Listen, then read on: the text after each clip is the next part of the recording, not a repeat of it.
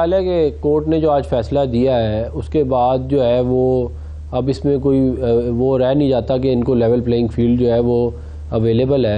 اب ان کو چاہیے کہ وہ فوکس کریں الیکشن کے اوپر بجائے اس کے کہ ان چیزوں پہ کریں. اور یہ ایک اور بات بھی سمجھیں, آج اطہر من اللہ صاحب نے 2018 میں جو کچھ ہوا اس کا ذکر کیا, اس کو ایڈمٹ کیا اور انہوں نے کہا کہ یہ اب نہیں ہونا چاہیے. تو آپ لوگوں کو بھی میرا خیال ہے چونکہ آپ خود اس مرحلے سے گزر چکے ہیں تو اس بات کو سپورٹ کرنا چاہیے, جو گزر گیا اب وہ آئندہ نہیں ہونا چاہیے.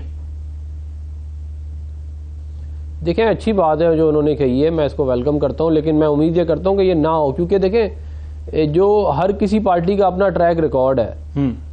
عمران خان صاحب کا نہ آئین میں کوئی انٹرسٹ ہے نہ قانون میں کوئی انٹرسٹ ہے, ان کے مفادات ہیں وہ اس کے حساب سے چلتے ہیں. صحیح. ہم نے تو ہمیشہ آئین اور قانون کی بات کی ہے. تو بھائی یہ نہ ہو نا یہ کل کو نکل کے پھر دوبارہ جو ہے وہی کام شروع کر دیں. یہ جو پہلے اپنا وہ دھرنے دینا, وزیر اعظم ہاؤس پہ حملہ کرنا, سپریم کورٹ پہ حملہ کرنا, پی ٹی وی پہ حملہ کرنا, اس کے بعد یہ 9 مئی والا کارنامہ انجام دینا, یہ کارنامے دوبارہ نہ شروع ہو جائے نا. بس یہ عدالتوں کو ضرور اس بات کو ذہن میں رکھنا چاہیے کہ بالکل آئین اور قانون کے مطابق معاملہ چلے, لیکن یہ بھی دیکھیں گے کس کا کیا ٹریک ریکارڈ رہا ہے. مطلب آپ سینیٹر صاحب کہہ رہے ہیں کہ مشروط جو ہے نا اجازت ہونی چاہیے پاکستان تحریک انصاف کو. نہیں, میں یہ سمجھتا ہوں کہ جو ان کے لوگ ہیں ان کو الیکشن لڑنے کی اجازت ہونی چاہیے. میں بالکل اس طرح نہیں, میں یہ کہہ رہا ہوں کہ یہ دیکھ لیں کہ یہ کل کو پھر وہی والا کام نہ کریں. یہ کم از کم یہ سوچ تو انہیں پتا ہونا چاہیے نا کہ دیکھیں ہم نے تو ہمیشہ آئین اور قانون کی بات کی ہے. صحیح. یہ تو آج اگر ان کو اسٹیبلشمنٹ جا کے ڈیل دے دے تو یہ تو پھر دوبارہ وہی کام شروع کر دیں گے جو انہوں نے پہلے کیا تھا. صحیح. اس کی کوئی گارنٹی ہے کہ یہ نہیں کریں گے. صحیح. اچھا نہیں, آپ کیسے رسپونڈ کریں گے؟ سینیٹر عفنان اللہ نے کہا ہے کہ اگر آج آپ کو اسٹیبلشمنٹ ڈیل دے دیتی ہے تو اس کے بعد دوبارہ آپ نے وہی کرنا ہے جو کچھ 9 مئی کو کیا ہے. کیا ٹھیک کہہ رہے ہیں سینیٹر صاحب؟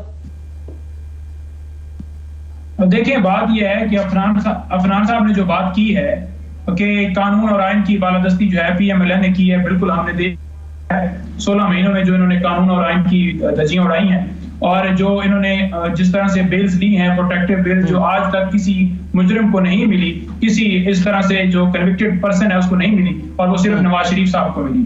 جو ملک کے اندر ہی غیر قانونی طریقے سے آ رہا ہے اس نے ملک کے اندر رول آف لا کی کیا بات کرنی ہے.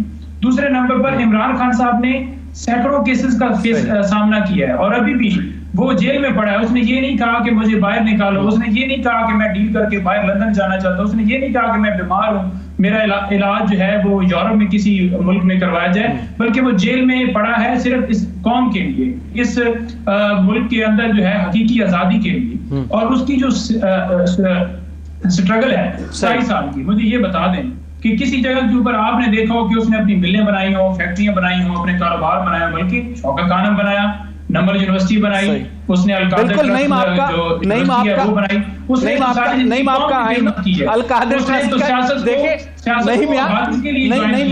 کو پیسے کے لیے جوائن نہیں کیا. جی دیکھیں نہیں, یہ آپ کا پوائنٹ آف ویو ہے, لیکن لازمی سی بات ہے اگر کہیں پہ پٹواری اور کہیں پہ پاپڑ والے کی کہانیاں ہیں تو دوسری طرف ہمیں جو ہے نا فراگوگی بھی نظر آتی ہیں. وہ بھی الزامات ہیں جو ماضی میں لگے, یہ بھی الزامات ہیں جو اب تک لگ رہے ہیں. جب تک عدالتوں میں ثابت نہیں ہوتے ہم انہیں الزامات ہی کہہ سکتے ہیں. ثاقب, ایک جو تصور ہے میں آج بھی دیکھ رہا ہوں, مجھے دونوں جو پولیٹیکل لوگ ہیں ان کی گفتگو سے یہ لگ رہا ہے کہ ایک دوسرے پہ اب بھی وہی الزام ہے کہ جی لاڈلے آپ ہیں اور لاڈلے آپ ہیں. یہ لاڈلے کا معاملہ عدالتوں سے کبھی ختم ہو سکے گا یا نہیں؟ ہر دور کے اپنے اپنے لاڈلے ہوتے ہیں, میں اس میں تو نہیں جاؤں گا. ظاہر سی بات ہے پولیٹیکل پارٹیز اپنی طور پر جو ہے وہ الزامات لگا رہی ہوتی ہیں. میں فیکٹس پہ بات بھرا کروں گا کہ 2018 کی بات کی جسٹس اطہر من اللہ نے, 2018 کے الیکشن کی بات کی.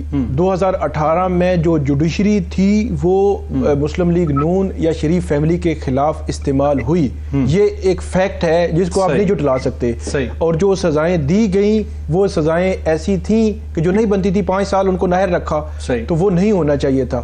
تو بات سمپل اور سادہ سی ہے, تب بھی جو ایک فیئر ٹرائل اور ڈیو پروسیس جو تھا وہ ہونا چاہیے تھا. سپریم کورٹ جو اوپر بیٹھ گئی تھی ٹرائل کورٹ پہ 2018 میں کہ ٹرائل کورٹ جو الیکشن سے پہلے جولائی میں فیصلہ کرے ہی کرے ایک ریفرنس کا، تب بھی یہ نہیں ہونا چاہیے تھا. اور اب بھی میں یہ کہوں گا کہ کوئی پولیٹیکل لیڈر اگر الیکشن لڑنا چاہ رہا ہے اس کے لیے فیئر ٹرائل اور ڈیو پروسیس وہ ہونا چاہیے. اگر عدالتیں یہ سمجھتی ہیں کہ ان کو الیکشن میں آنا چاہیے، وہ پولیٹیکل لیڈر ہیں، اور جو 2018 میں عدلیہ نے غلطیاں کی ہیں وہ ابھی نہیں ہونی چاہیے، تو ان کو بھی وہ ریلیف دے دیں پھر، تاکہ یہ فیوچر کے لیے چیزیں سیٹل ہو جائیں، تاکہ ہمیشہ سے جو پولیٹیکل لیڈرشپ ہے وہی جیلوں میں جا رہی ہے اور وہی یہ ڈسکوالیفیکیشن نائلیاں جو ہے بھگت رہی ہے. تو وہ اس سینس میں کہوں گا کہ جو بھی ہو، نواز شریف ہوں، عمران خان ہوں، آصف علی زرداری ہوں، ان کو آئین اور قانون کے مطابق جو ایک فیسیلیٹیشن جوڈیشری کی طرف سے ہونی چاہیے وہ آئین اور قانون کے مطابق ہونی چاہیے.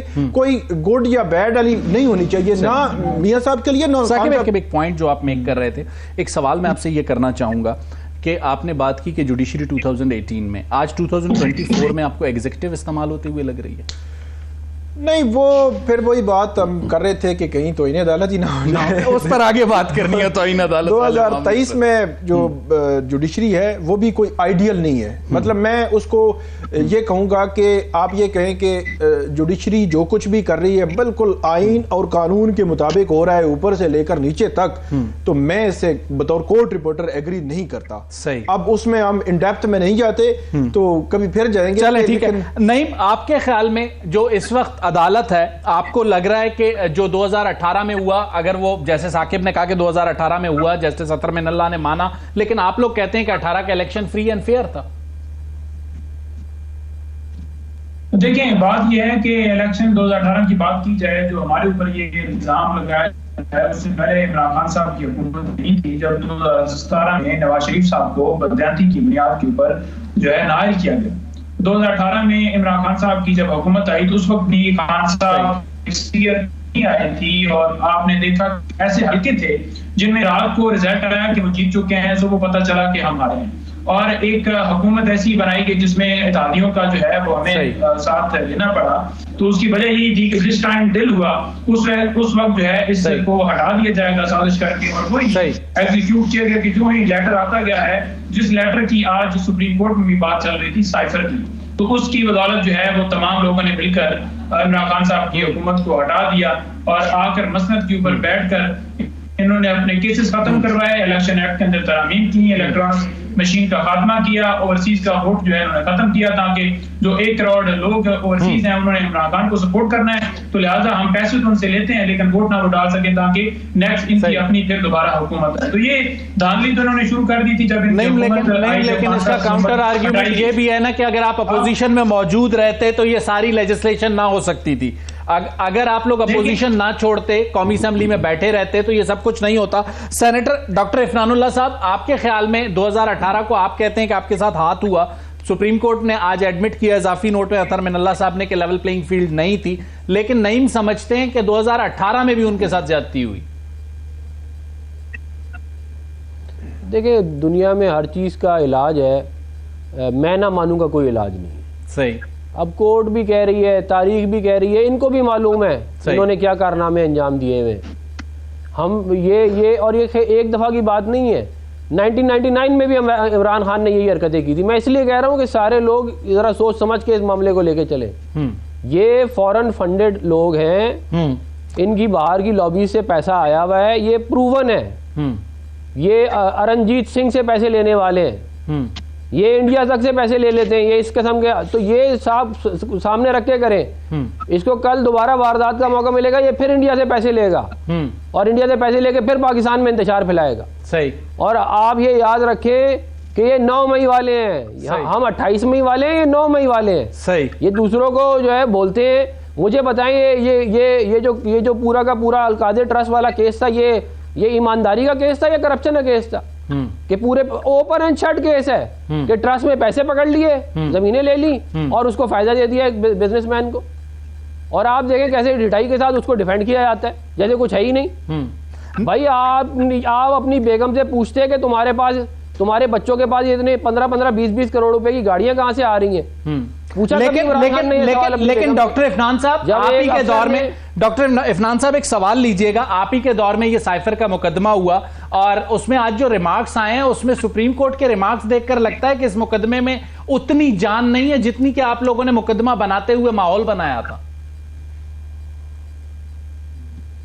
دیکھیں بات یہ ہے کہ آفیشل سیکرٹ ایکٹ کی وائلیشن اوپنلی کی گئی ہے، اس میں کوئی دو رائے نہیں ہے. صحیح. آپ